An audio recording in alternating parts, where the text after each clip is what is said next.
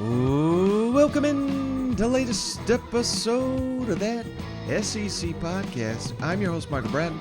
I go by SEC Mike on Twitter.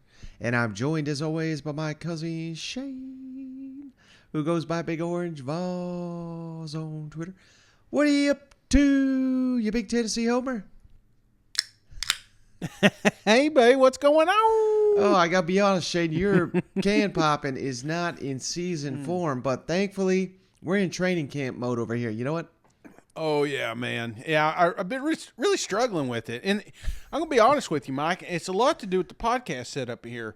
Usually I open up any beverage with my right hand. Mm-hmm. So I'm doing everything now. Like, it sits over here on this table with my left hand. So it's taking a little getting used to. You know, I'm not one of those, like those swing, like when you go bat, what do they call it? What do you call it when you go? Ambidextrous. Well, yeah, that's the big word for it. I am not that guy. So give me a few weeks, Mike. I'll be ready to roll. The can's getting open. It's just not pretty. Well, I'm glad you're here, Shane, because we got a loaded show here. You've been getting on me here to share some recruiting information. So I kind of did a roundup of what we missed while I was drinking in Kentucky. Quite a bit of news on the recruiting trail we're going to get to. Oh, Billy Napier and the Florida Gators, they're opening camp. They had some media availability, and we've been waiting. We've been holding off.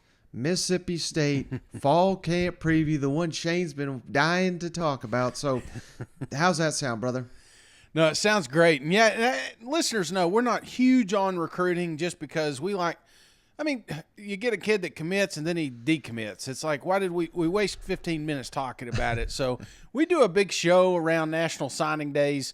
So, you can always tune into those. But man, there's just so many. I keep getting tagged in all these Florida hits down there. And I'm like, what is going down in Gainesville? They're not supposed to recruit. What's going on here? Well, we'll get to that, Shane. But like you said, this is not necessarily a recruiting show, but quarterbacks, we all know how important they are. So yeah, we got some recruiting quarterback updates here, and got to start, Shane, in College Station, where can't believe I saw this when it happened, but I totally forgot about it when we came back from vacation. But 5-star quarterback, Shane's been committed to Southern Cal and Lincoln Riley since last year.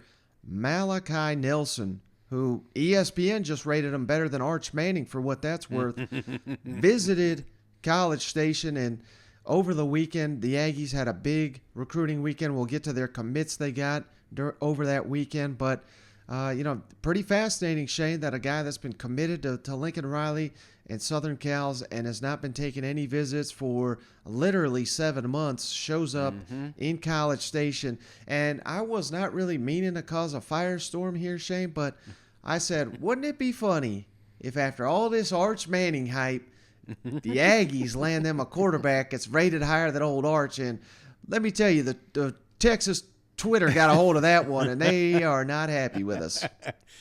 Well, listen up, Longhorn fans. I'm going to tell you right now, I have been bashing Texas since I was born, and I'm going to continue to do that until you officially make it over here to the SEC, brother.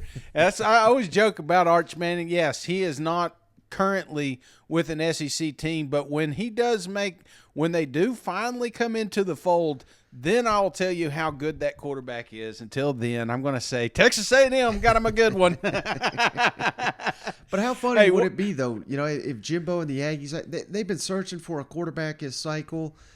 I mean, how wild would it be? I have no idea if Malachi Nelson is even considered flipping his commitment or anything like that, but just getting him on campus, I think that's a huge deal.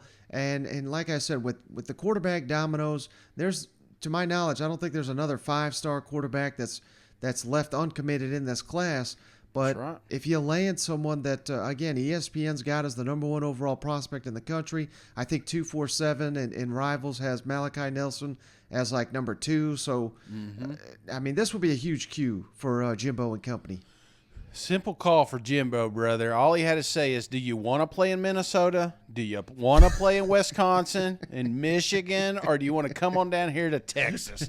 I tell you what, this was an easy one, easy call. And I'm glad. Yeah, this is the SEC, brother. And these two quarterbacks will be compared every year. You know what I'm saying? It's going to be Arch. It's going to be Malachi. We don't know exactly how it's going to play out. It may be somebody else that's not even on this roster, but for the time being, you know, it's a competition always. And if you look at the feeds, brother, A&M's happy with what they got. Texas is happy with what they got, and they think the other one sucks. So we'll see how that plays out. Well, I also wanted to mention this, Shane, where I did cause another little firestorm, and I meant to do it this time around because old Brady Quinn, former Notre Dame quarterback, who now he works, I think it was for Fox Sports he works for.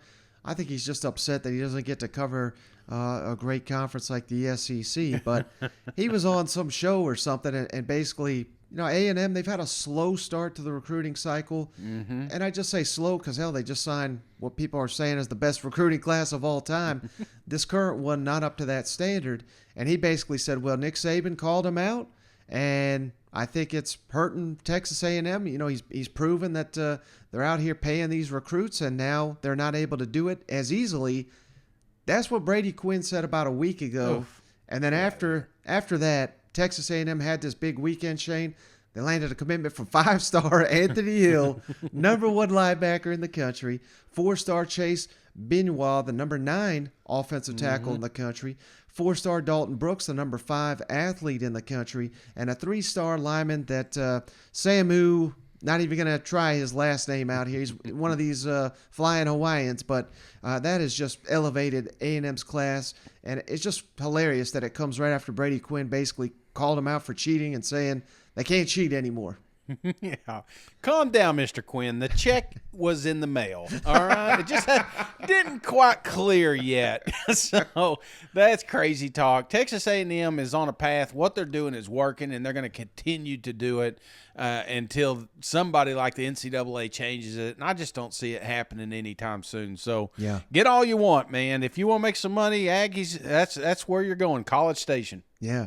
Now, sticking on the theme of quarterback recruiting, Shane, let's kick it on down to Baton Rouge, where Brian Kelly, that's another one. He's been searching for a quarterback to land in this recruiting class.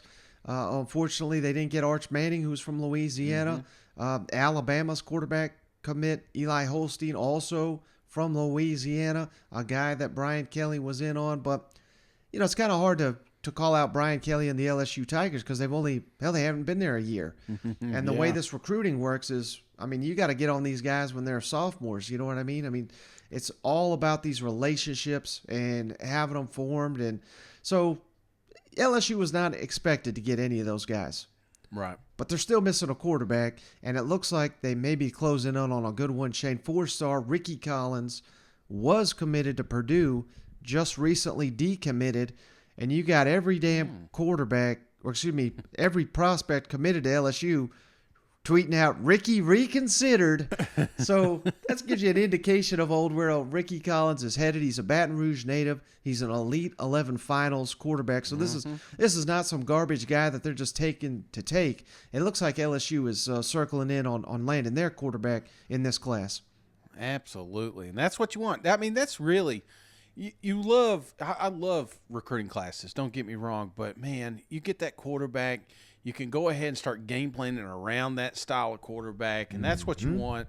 So it's going to take a little bit. I'm not worried about LSU recruiting at all, Mike. We see this every time that there's a coach change. It's a little slow at first, but, man, that is a hotbed, and they will have no problem finding quarterbacks. Yeah, and speaking of not having any problems recruiting here, Shane, let's kick it on down to Gainesville. My God, it was about a month ago. The crazies were ready to fire Billy Napier. This guy's in over his head. Miami's stealing from us left and right with this NIL. They got this billionaire paying all these players. Well, all of a sudden, Shane, them Gators are knocking on the door of a top 10 recruiting class, number 12 right now in the country, the Florida Gators class, and that's because they landed 4-star receiver Adon Mizell. This is the guy that popped up with them alligators at his commitment ceremony. That was a new one for me. 4-star receiver Andy Jean. 4-star Jakeem Jackson, the number 19 corner in the country. 4-star Jordan Castile, the number 13 safety. And you throw in all these gems, Shane, and that's why the Gators got a ton of momentum on the recruiting trail. Oh, yeah. And it could not be a better time with training camp opening this week in Gainesville. This is the momentum.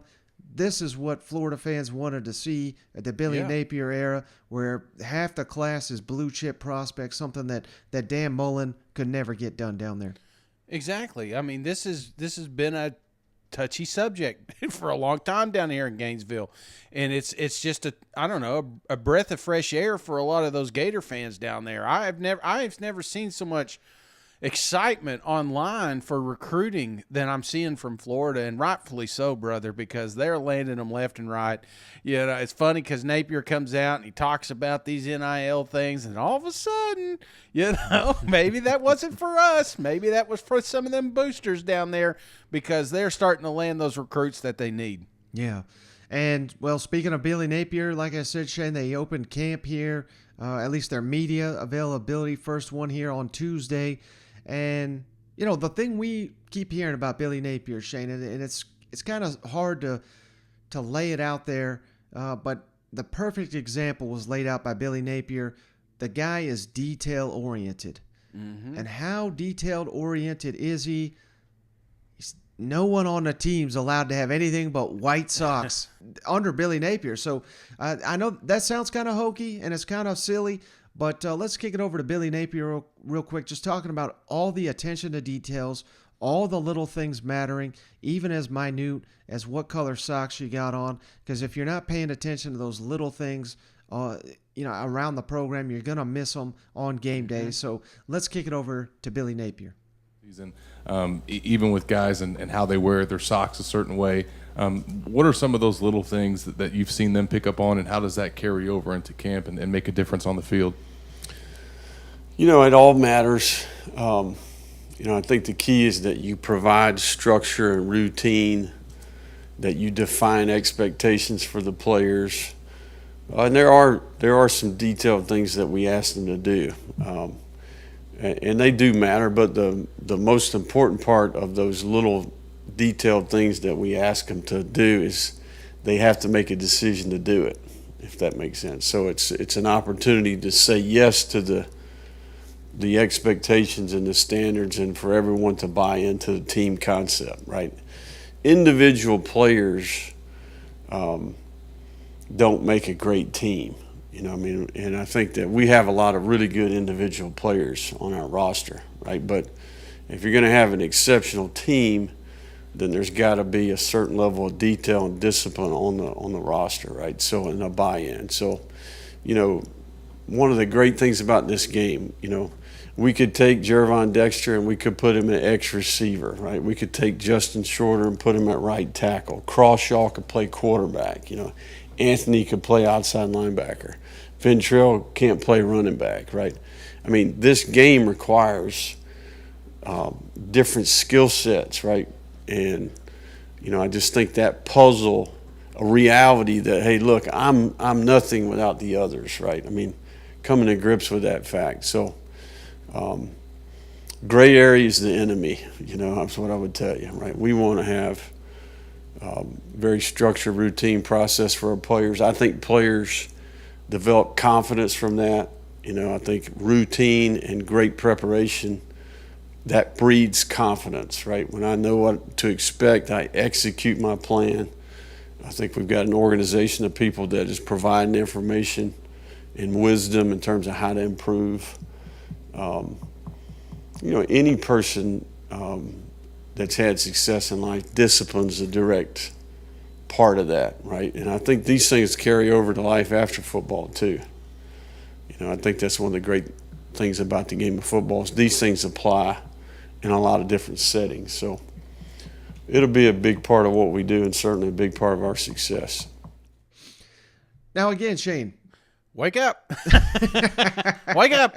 You listen to this in the morning. Get another cup of coffee there. Florida's he wasted all his air coaching and recruiting. Okay, so give him a second. Florida's not going to win or lose any football games by their damn socks. Like that. No. That's not the point I'm trying to make. The point that is being made is he's worked for Nick Saban. Yeah. He's worked. Hell, we just saw Georgia win their national championship. I'm reading the book on Kirby Smart right now, taking over that Georgia program. These guys are so involved in every aspect of the program, and that's why Mark Richt got run off at Georgia. It's why Dan Mullen got run off at Florida. It's why Alabama couldn't get it right till they got to Nick Saban. You need a guy that is detail-oriented, that is going to be involved in every aspect of the program, even as minute as his damn sock colors. And I just really think that, Florida is a very talented team. We all know that. But the discipline, the lack of attention to hell, we got players throwing damn shoes on the field. You know what I mean? Like, right. We are missing accountability in this program. And if Billy Napier can bring that in with the talent they have to work with, this is a big reason why I'm so high on what the Florida Gators can do this fall. Yeah, and I took away from that too, just total team buy-in. This has got to be a group effort. This can't be a bunch of individuals going out here trying, and it's hard, if you think about years past, because you've been put on that pedestal as the best athlete in high school, bringing these kids, being a new coach, a coach that you didn't recruit you, you got to be very, very solid right out of the gate and kind of create that atmosphere down there that this is a team. And you have to do it. They're going to have some depth issues, and the only way that you can overcome that is not making mistakes. And I think that was something I got when Billy was talking here. Yeah, another thing that I think he really picked up from old Nick down there in Tuscaloosa, and again, something Kirby does at Georgia. I hate to keep harping on that, but I'm reading the books right now and it's resonating with me. They use the media to get messages to their teams, to their players. That's what they use it for, and I think Billy Napier has picked that up as well. He's asked about Anthony Richardson, all the hype that's there with Florida's quarterback, who one outlet's got as the 4th pick in the upcoming NFL draft. Anthony Richardson started one freaking game, So that is an issue, and you hit on it. The biggest question with the Gators, depth. Where is the depth with this first Florida team under Billy Napier? That is something that Billy Napier himself is kind of questioning going into camp. Anthony, speaking of one player, you spoke at Media Day about a lot of talk about Anthony Richardson. And, you see it all the time. I saw he was number 4 pick in next year's draft. He started one game. How do you go about tempering expectations? How grounded have you seen him with all this buzz going around him? That's one of the things I'm learning about University of Florida, right? We probably got more media coverage. It's like being an NFL team in the Northeast, if that makes sense. But, I think part of the job of a player like Anthony, and really any player that's had success, or any player that maybe's made a few mistakes, right, or maybe didn't perform the way they wanted to, is really not allowing some of this noise to affect your process, right, in terms of how you prepare, your character, your values, your expectations, your standards, right? I think when your standards and expectations are much higher than anyone on the outside could have for you, I think that gives you an opportunity, right? So I think Anthony is very aware. It's one of the things I really like about him. I think he has good awareness, good self-awareness that he is an inexperienced player, that he has potential, but also that he can improve. There's lots to learn. Getting comfortable with his role as a leader, the importance and value of his example, right, to the other players. I think quarterback in particular, there's a certain level of responsibility that comes with that. So Anthony's focused on the work, and there's certainly a lot of work to do, right? Improving as a leader, growing and maturing as a person, very much a young person, increasing his football intelligence, developing his skill.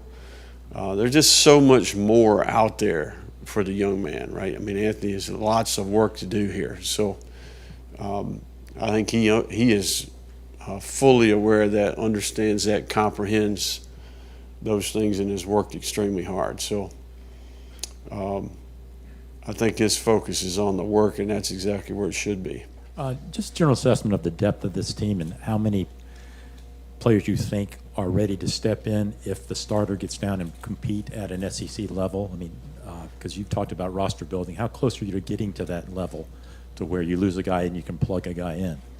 Yeah, I mean, I think all those things are very much to be determined. You know, I mean, I think we've got a core group of veterans. If you really evaluate the experience, how many plays have the players played in games, right? I mean, I think we've got a core group that has some experience, and then I think there's a big chunk of the roster that has minimal experience. Maybe that's just on special teams. Maybe there's little experience at all. Then you got a group of rookies that just showed up, right? I mean, I think we kind of have three categories of players.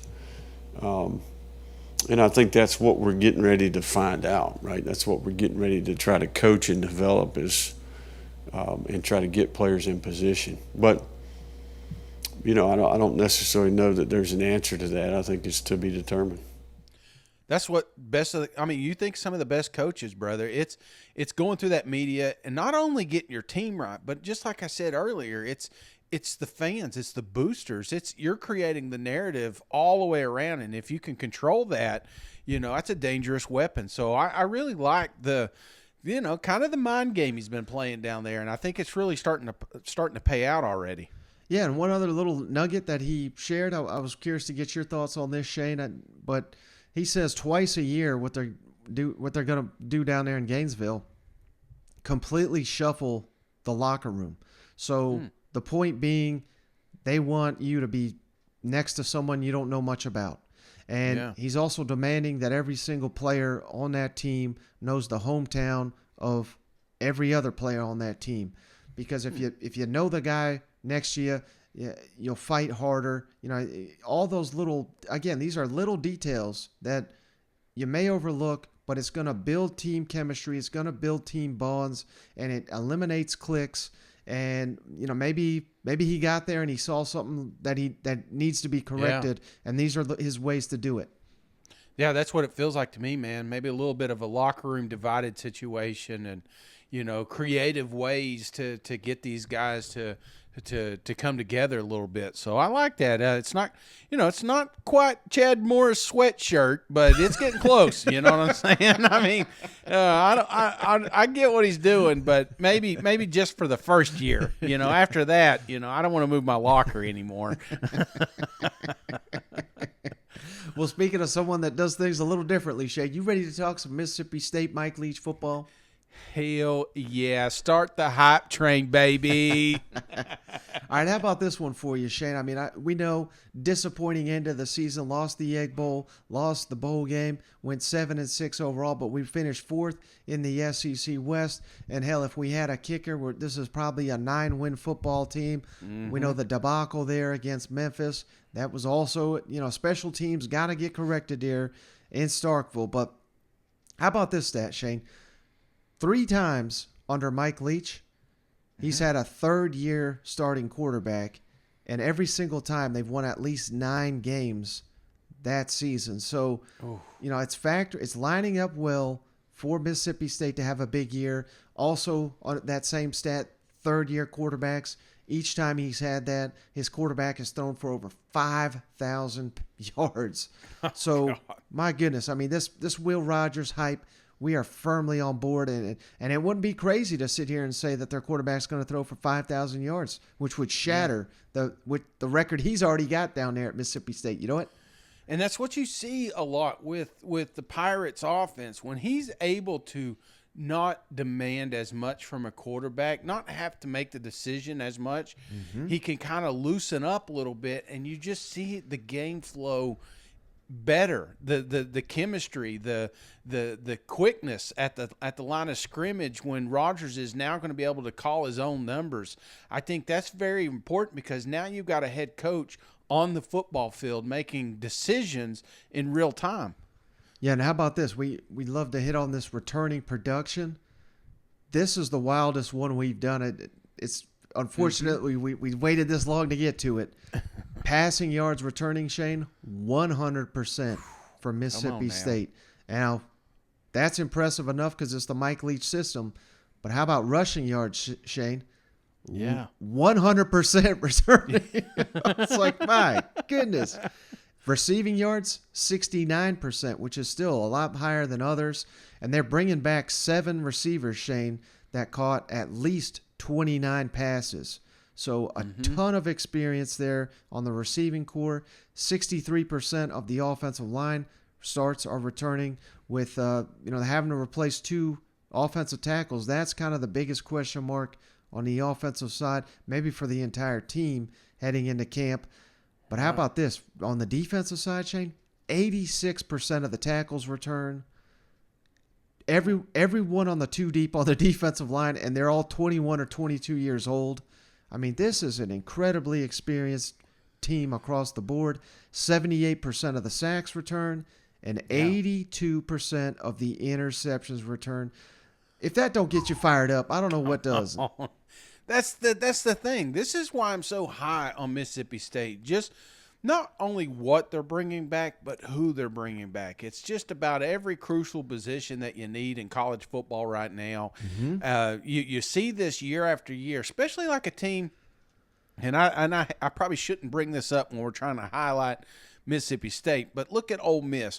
With all of these guys that have transferred in, there's going to be growing pains down there. There is going to be trial and error down there. There's going to be mistakes being made down there. I don't think we get that with a team like Mississippi State. I think out of, maybe a handful, of programs that are coming back this year will be ready game one. That's why I love Mississippi State so much, is just because I don't think we're going to have the hiccups that we did the start of last season. Right. Now, where they did have hiccups, though, Shane, was defending explosive passing plays. And I love the fact that Mississippi State attacked that relentlessly in the transfer portal. Listen to all these defensive backs they're bringing in, Shane. Marcus Banks from Alabama, who, had he stayed at Alabama, he would have started in the national championship game. He had 8 appearances last year, 6 tackles and an interception. They're bringing in Jackie Matthews from West Virginia. He was a former junior college All-American in the state of Mississippi, 44 tackles and a pick last season. Jordan Morant from Texas. He was the number 10 safety prospect in the country just 2 years ago. He played 5 games last year. Hunter Washington from Florida State, a former 4-star. He was the number 19 corner just last year. And then at receivers, we're pretty covered at receiver, but they added Justin Robinson from Georgia, former 4-star. Jordan Mosley from Northwestern, who was headed to Tennessee, Shane, under old Pruitt. Now, here's the biggest one of all. We usually overlook this completely. Kicker. Two kickers, Shane. Oh, my goodness.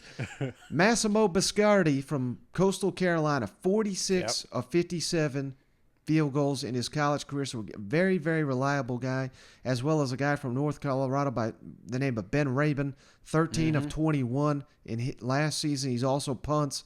And hell, they're bringing in a punter too, Shane. George Georgopoulos from UMass, started 4 years at UMass. So, I mean, we're fixing the special teams issues, needless to say, here in Starkville. Yeah, I love because a lot of times when you look at these transfers, it's like you go into the grocery store and you're hungry. You don't really have a game plan. You're just trying to get whatever just catches your eye, right, and try to make it work when you get there at the house. Mississippi State was different. They're making a meal and they've got the recipe and they know the exact ingredients they need, and that's exactly what Leach and company did. They went out and they fixed what the problem was. They even double secured the kicker. It's like this is the kind of moves I want to see in a transfer portal. It's just making your program better, immediate impact. So I love the moves. Yeah, and when you go position by position breakdown, Shane, I mean, we are talking, I think it's probably the most underrated quarterback room in the country. It's got to be the best position group at Mississippi State with Will Rogers, who's a legitimate Heisman Trophy contender. And we talked about this at Media Days with our guest Stefan, who covers the team. hell, it's going to be tough to keep Sawyer Robertson, the backup, off the field, and that's got nothing to do with Will Rogers not being outstanding, but for all indications, Robertson is basically ready to take this thing over. So God forbid something happens injury wise, we got confidence in our backup, and we're confident in the future of that position. So I think Mississippi State, throw in Daniel Greek, the redshirt freshman. We have got 3 quarterbacks here that probably rival any group Mike Leach has ever worked with. Yeah, and with all that returning, you're creating competitive depth, Mike. Not just at the quarterback position, but if a man goes down, you've got somebody that can come in. They don't have to, but you'll notice a lot of teams in the SEC, they had to fill holes, and they're going to have some young players in there.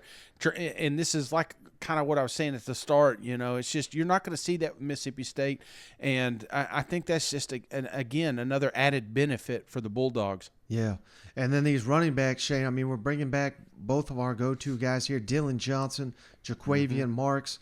And what they really are in this system, Shane, they're like short yardage receivers. You know what I mean? Yeah. How about this? Jaquavian Marks had 86 catches last season, which is more than any running back in the country had. And Dylan Johnson was not far off with 63. So, these guys get it done anyway, and they just make this offense so versatile. They really do. Yeah. You hate to almost call them running backs, It's like auxiliary players. That's what they should be. H-backs. And then a receiver, Shane, Jaden Wally, who started as a freshman in 2020. It's time for him to step up. We got Austin Williams, who was down there at SEC Media Days. He's the go-to man on third down. He's one of the surest-handed guys in the country. Lulu Griffin, the returner, one of the best returners in the country. Got to get him more involved on the offensive side of the ball, but he obviously has huge, big play potential. Ra Thomas, I believe he's a redshirt freshman, Shane. How about this stat? He only caught 18 passes last year. Yeah. But he had 5 touchdowns. I mean, this guy's a big play waiting to happen. Rufus Harvey is a local kid they've been touting for years. It's time for him to step up. Caleb Ducking, Antonio Harmon, and then Jameer Calvin. I mean, my God, Shane, we go 9 deep here at receiver, and you need that in this offense. Yeah, absolutely. Any given Saturday, too. Good luck trying to figure out who gets the touchdowns in the game. Right. At the offensive line, again, Cameron Jones is back. LaQuinton Sharp, who may be the best center in the SEC. Combine those with Albert Reese, Nick Jones, and Cole Smith. We got some players to work with here, but the one to keep your eye on, Shane, of course, they lost Charles Cross, number 9 overall pick, to the Seattle Seahawks. They're bringing in, from the junior college ranks, Percy Lewis, 6'8", number 5 overall junior college prospect. If he's ready to play, which you just never know with these junior college kids, but if he's ready, I think Mississippi State may not miss a beat, as crazy as that is to say. God, I try to think about how successful I would have been if I was 6'8", Mike, yeah.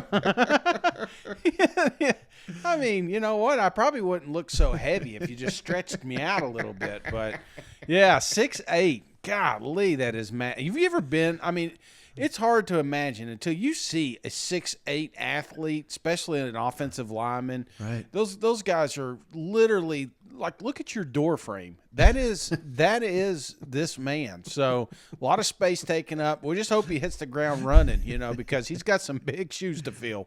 Yeah, no doubt. And like I said, the D-line, man, we got everyone back on the 2 deep back for Mississippi State. Randy Charlton, Cameron Young, Nathan Pickering, DeMonte Russell, and maybe the biggest impact guy is someone that missed last season due to injury, Jordan Davis, Shane. He was starring in camp last year, the former Alabama commit.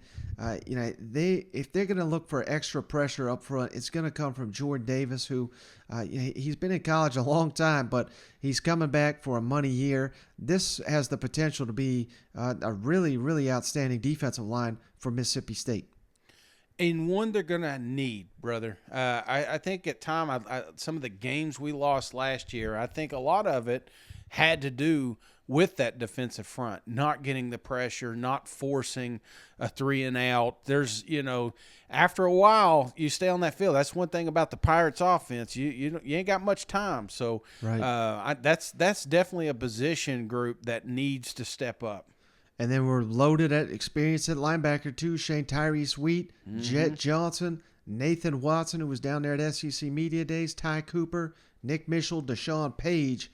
All 3 guys led the team in tackles back this season. They did lose Aaron Boulay, who transferred out, but I think they've upgraded because you were not going to keep Jet Johnson off the field this year. Mississippi State linebackers are key to this defense. And, this experience is going to be huge. How disappointed would my mom be if she named me Jet? It's like, I should have called him Shane, And then the defensive backs, Emmanuel Forbes, Shane, he's got more interceptions than any active SEC player. He's also got more pick six than any active SEC player. He's going to be our lockdown corner.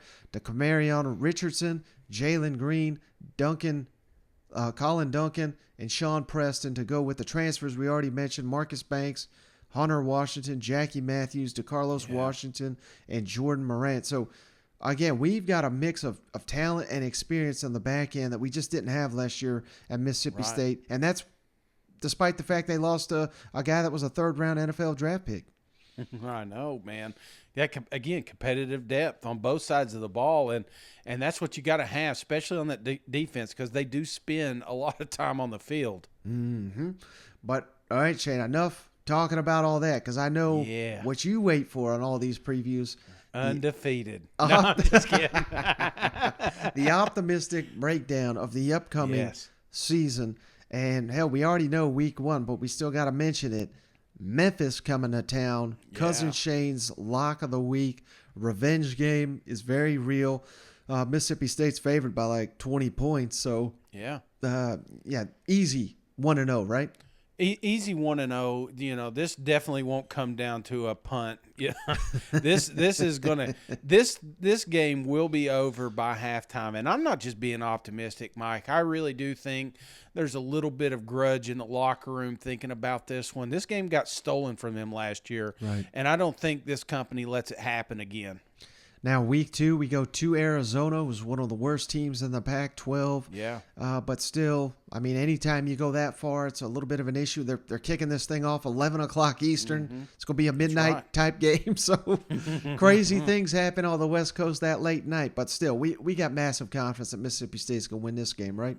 Oh, yeah. Enjoy that dry heat while you're out there, because this thing's getting – they're going to smoke them, brother. This Arizona, this ain't 10 years ago Arizona. This team is not that good, brother. No. So I think Mississippi State easily starts 2-0. And I think we're going to see a lot of backups in both of these games, which is, again, very important, especially at that quarterback. Now, how about now this is the big crossroads game here, Shane. This will determine a lot for Mississippi State and their opponent going on the road week 3 at LSU. Yeah. It's so hard to know what to make of this LSU Brian Kelly team till we see him in action. But what's your feelings on this one? My feelings, and again, this is optimistic. So if you've not listened to the other shows, be sure to check them out. Mike's got them on our Twitter page. It's submitted in at the top there, so you can go right down and check them all out. Optimistically, Mike, I think Mississippi State comes out guns a-blazing in week 1. So by week 3, they have worked out any mistakes and kinks that they have in their system. I think LSU's still struggling to find their identity at this point. So I'm not saying that they are far and away better or more talented than LSU. I just think they are just better prepared at this point. So give me I don't know. I guess you wouldn't consider it an upset, because I really think Mississippi State is already hovering around that top 25 spot, so they'll definitely be in it by this time. So, victory, 3-0.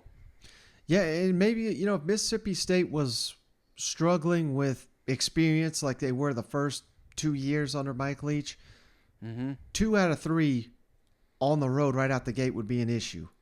Right. But with everything they've got, all the experience, all the talent, it's kind of hard to disagree with what you just said. I mean, again, it ain't easy. It's never easy to go into Baton Rouge and win a football game. Yeah. But I got confidence that Mississippi State can get it done. So I'm right there with you. 3-0 seems very reasonable. Absolutely.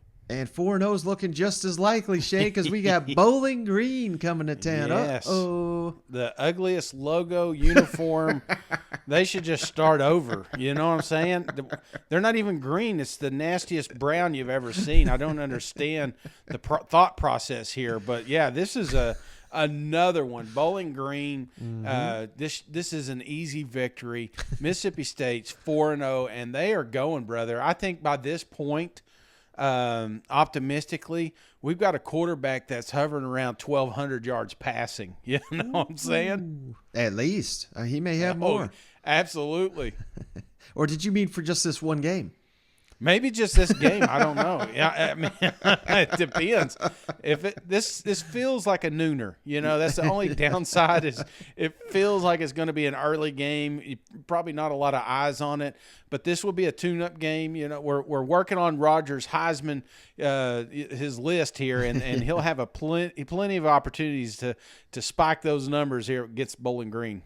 Now here's where it gets serious, Shane. One of the toughest months of any team in the country. Texas A&M comes to Davis Wade Stadium.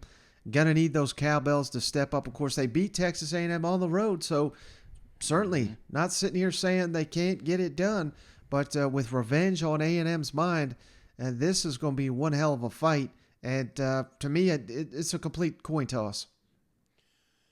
This one, optimistically, Mike, is a tough game for me to because one thing that I like about it, it's a sneaky trap game for the Aggies.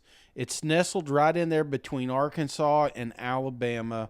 So if I'm being optimistic, brother, how can I say Mississippi State doesn't have a shot to beat Texas A&M? You know what I'm saying?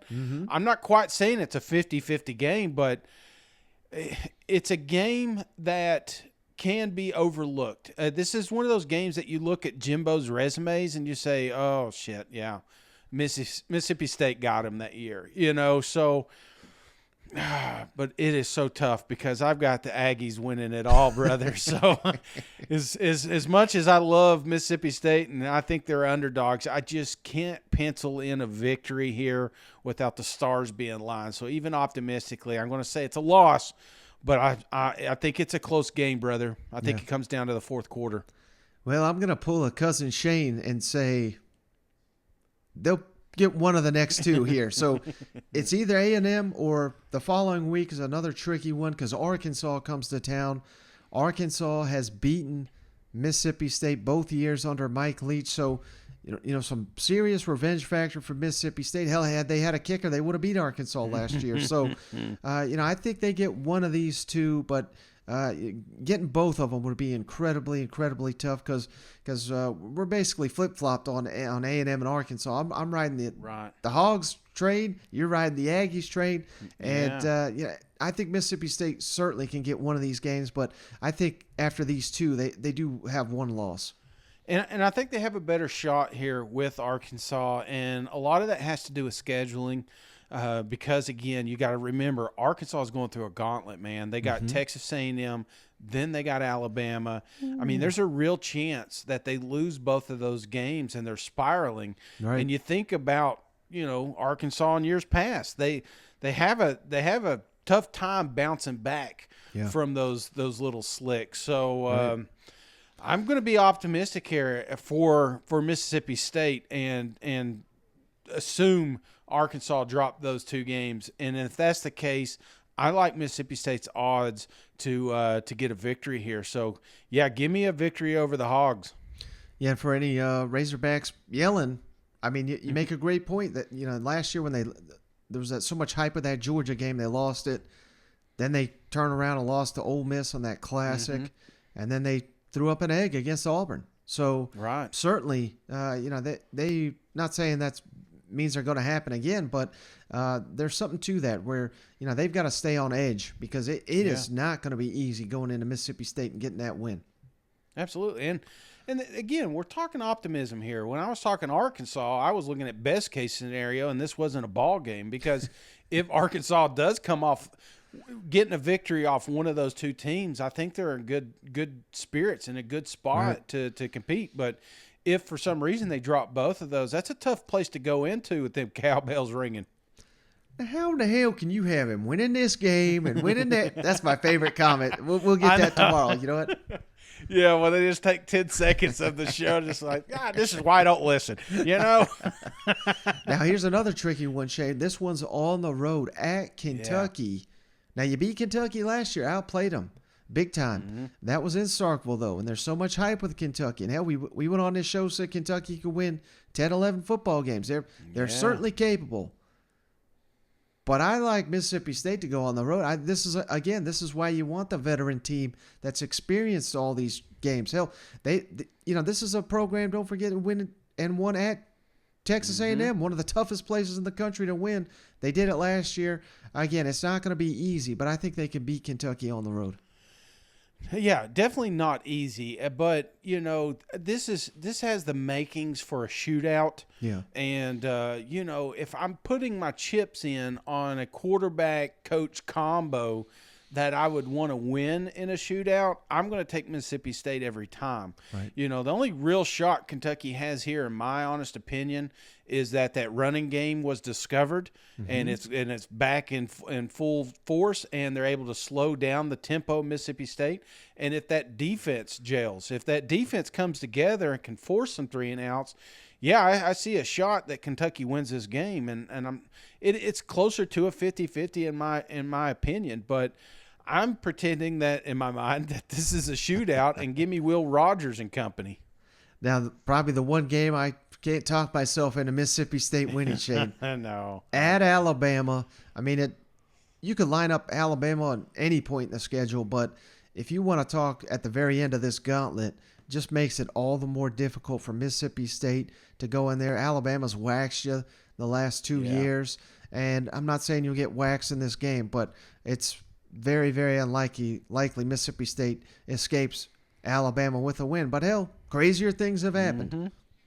Hey, maybe one day this will be a rivalry again, I mean, I know they're not that far. It's kind of crazy, the geography of these two, but yeah, this is a tough one for me, because I just think, one thing that I base my optimistic odds on is being well prepared at the start of the season. But one of those teams that's always prepared is Nick Saban's Crimson Tide. So it's in Tuscaloosa. I just don't see optimistically a shot that the Bulldogs have here. Yeah. Now they get 2 weeks to prepare for Auburn at home. Yeah, we gotta take Mississippi State in that one, right? Oh yeah, no, this definitely. I mean, it would take a lot for me to. I mean, I'd have to see a lot from Auburn to be convinced that this is even a close game. Really, I think at this point, I think there's a good shot Mississippi State's a 2-3 touchdown favorite. That's just where optimistically I find them. But man, it's. Auburn just has too many question marks. It's tough to predict what they're going to do or what they can't do. What Mississippi State's bringing, So, right. Yeah, give me the Bulldogs here. Now, God, I forgot about this one. Now, Georgia comes to town. I mean, there's always a West team every year that's like, my God, we got to face Georgia. But unfortunately for Mississippi State, it's not Arkansas 2 years in a row. It's Mississippi State this year that's got to face the Georgia Bulldogs. On the bright side, you're getting them at home. You're getting those cowbells. Georgia is no player on that roster is used to that damn sound ringing in their ears. So maybe you catch them somehow napping here. I believe this would be right after the Tennessee game. So maybe there's a little factor there. But again, I've said it and I've said it and I've said it. I think if you're catching Georgia, you want to get them early, because I think by the end of the year they're going to be a fine-tuned machine. So again, this is one where can't really find a way to talk myself into Mississippi State beating Georgia. Although hell, who knows? Crazier things have happened, but I ain't predicting it. I always think about when coaches see the schedule, because you always focus on a year, and you may peek at what's going on next year. But there was a moment when the Pirate looked at that paper and he saw Georgia coming to town on November 12th, 2022. And I can only imagine a little bit of like, shit, you know, who picked this thing? So, yeah, this is a tough spot. You would definitely love to have another East opponent this year because, honestly, this Mississippi State Bulldogs, if they were in the East, Mike, clear-cut number 2 favorite for me. No ifs, ands, or buts. It'd be Georgia, then Mississippi State. That's how good I think this program will be. But they're just not good enough for the Bulldogs. So, unfortunately, I've got another loss here. And let's not forget, Shane, before we move off from this game, it was the COVID year. Mississippi State was down like 50 scholarship guys. They went into Athens. They could have quit like a lot of teams did. It was close. They nearly knocked off Georgia. And the only thing that saved Georgia was old JT Daniels came in there, threw for like 400 yards, saved the day. Again, I know that was a long time ago, but, you know, there's hope there for Mississippi State, you know? Oh, yeah, absolutely. Now, next week, no hope for this other team. ETSU's coming to town. I know they knocked off Vanderbilt, but this ain't Vanderbilt you're playing. This is Mississippi State. This is another pick-your-score type game. Yeah, I'm just glad this is the only East Tennessee school on their schedule this year. So give me a victory here. This one's a great placement, too, just because you're coming off that Georgia defeat. You know, again, I still think it's going to be a tough ball game, but now you got a nice little tune-up here with ETSU. Kind of get your bearing straight before the greatest game is played next year. Yeah, and the regular season's finale, of course, the Egg Bowl at Ole Miss. Thanksgiving, you've lost to Ole Miss 2 in a row. This is a game you got to get if you're Mississippi State every year, but especially after losing 2 in a row. And I think they get it done, Shane. I think they snap the streak, and I think Ole Miss will be a good football team. I'm not sitting here down on them. Yeah. I think they can win 8 or 9 football games, but I think Mississippi State's a better team this year. Oh, yeah, I do too, and I've said it all off season. You know, I mean, they're more worried about that damn dog down there than they are what is going to be back here at quarterback. So I think this is Mississippi State's year. They'll have the Egg Bowl victory. Maybe there'll be some rumors floating around, Lane's going somewhere. I don't know. But optimistically, I think it's going to be a hell of a game regardless. This is always a good game, great games. One of my favorite games, if not the favorite game, because it is during Thanksgiving, and it's just like, it just goes. It's like it's a side dish that belongs on that Thanksgiving feast. You know what I'm saying? Sweet potato casserole and the Egg Bowl. So I'm all in on this one. It's going to be a great game, but I just think Mississippi State's I think they get the victory this year. And how crazy is it, Shane? I mean, I think we're sitting here at 9-3, maybe 10-2. If you know a game goes a different way or two here from Mississippi State, they pull an upset on the schedule. But even if they do go 9-3, given who those 3 losses potentially are to, we're talking a top 10 football team in the country. Yeah. But that's just the gauntlet of the SEC, you know it? Yeah, that's it, man. It's like Survivor Island, you know. It's just you don't know who's going to win this thing or who's going to get voted off. It's any given Saturday, and you know, you look at some of these teams we talked about, like Mississippi State and Georgia. You know, right now, yeah, if you're a gambling man, you're saying there's no shot Georgia's going to win that thing.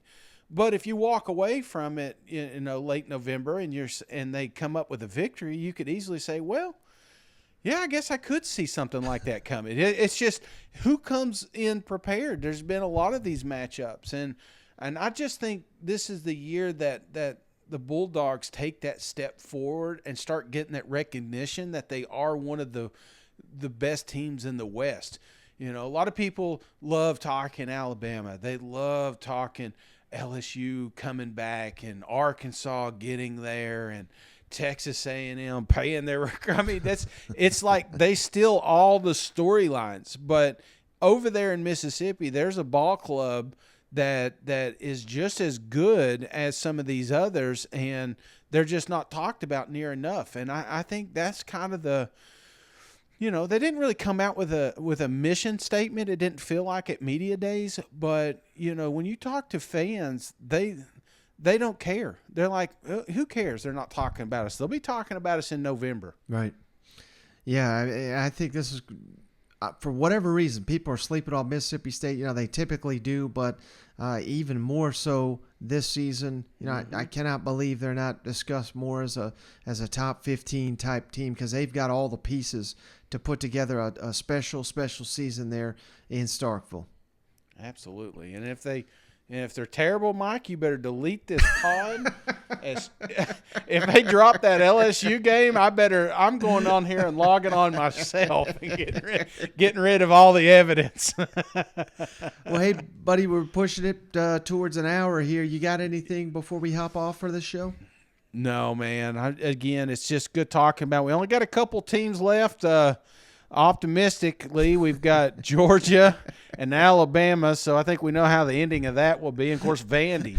That'll be a fun one. So we still got 3 teams to get to, but it's fun, man. I mean, think about it. We spent half the show talking real news, actual news, coach clippings. It's coming out. Yep. You know, we're gonna learn some cool stuff along the way, and we'll be sure to get it out to you. So just make sure you're following everywhere. We've got a YouTube channel. We put everything up there. If we got a coach clip, Mike doesn't mess around. He cuts it down, puts it up there. Turn your notifications on. If your team's practicing and the coaches are set to talk, just put your notifications on, because we'll let you know when we got those videos up. Yeah, no doubt. And tomorrow, Shane, Arkansas and Kentucky, they'll have their first media availabilities of the fall. So we're guaranteed to have some good stuff come out of those two, with many, many, many more to come. Football's just right around the corner. You know what? Yeah, my favorite one today was like, yep, all you do is talk Tennessee. We're like, well, Tennessee and Mizzou and Vandy are the only ones in camp. So now everybody is. So we'll definitely include everybody as soon as we get anything for you. Yeah, no doubt. Well, Shane, I appreciate you. As always, I appreciate each and every one of you for continuing to check us out. We'll catch you on the next one. All right. See you guys. Go Dogs.